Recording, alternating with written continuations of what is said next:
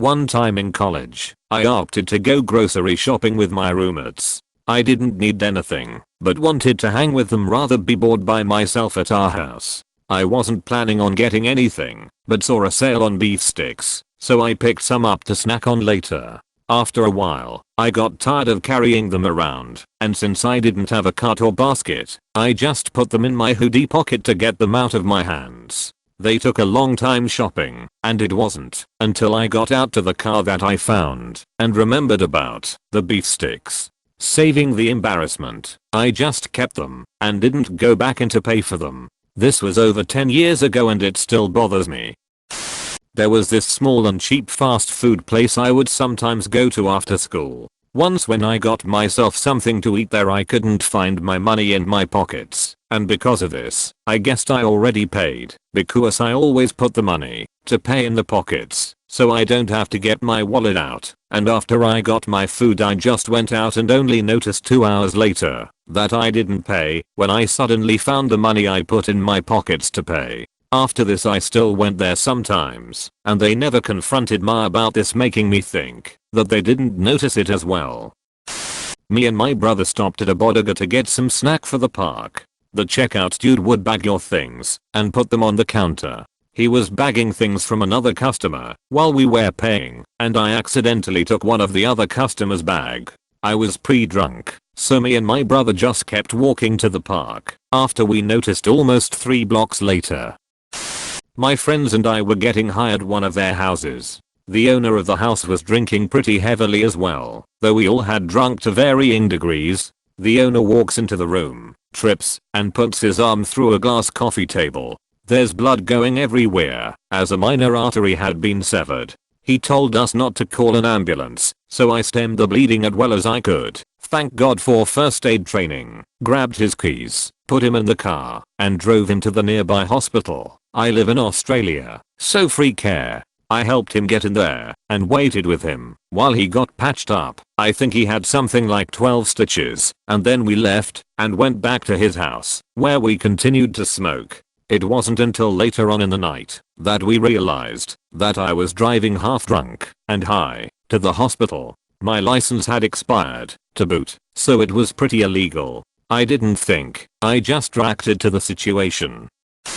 I once accidentally walked across an international border. Specifically, I walked out onto the bridge that stretches across the Zambezi River that forms the border between Zimbabwe and Zambia. I was staying in Victoria Falls in Zim, and I was interested in the 111-meter bridge jump bungee that operated from the center of the bridge, so I walked out to talk to the guys. Everything was fine until I tried to walk back. I was intercepted by border agents, which was a problem because my passport was in a lockbox back in town on the other side of the border. When I was a kid, I was lighting some fireworks with a friend, and one of our bottle rockets went way off course and straight into a dry brush. Instant fire. We ran to put it out, but it got out of control before we could get there. We both freaked out and ran. Made an anonymous call to 911 to report it. The thing I'll never forget about it was after we ran, we looked back and could see the glow of the fire from behind a giant hill. Never been so scared in my life. One year when I was Christmas shopping, I changed my mind about wanting a pair of socks when I was at the cash register. So the cashier took the socks off the bill and finished ringing up my other items. It wasn't until I got home that I realized that after he took the socks off the bill, he put them in the bag instead of on the counter. I checked my receipt and saw no socks. I felt bad, but I was already 30 minutes away from the almost closing store. I still have and wear them to this day.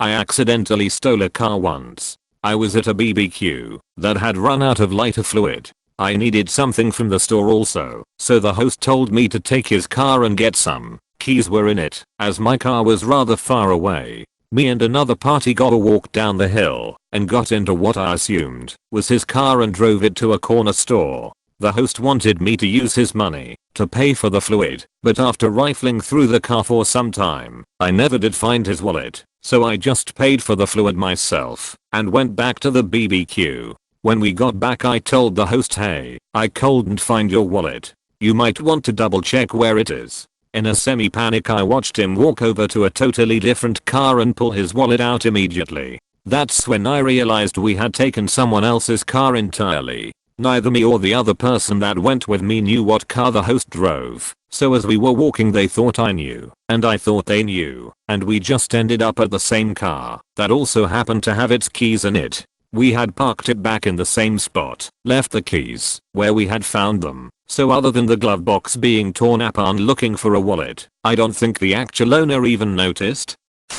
I accidentally smuggled alcohol and weapons into Canada once. My ex decided to surprise me with a trip to Niagara Falls, had the car packed and my passport ready, but didn't tell me where we were going. She wanted me to drive, so she was giving me directions as we went. We get to the border and the guy asks if I have any alcohol in the vehicle, to which I reply no. Then he asks if I have any weapons, again, no.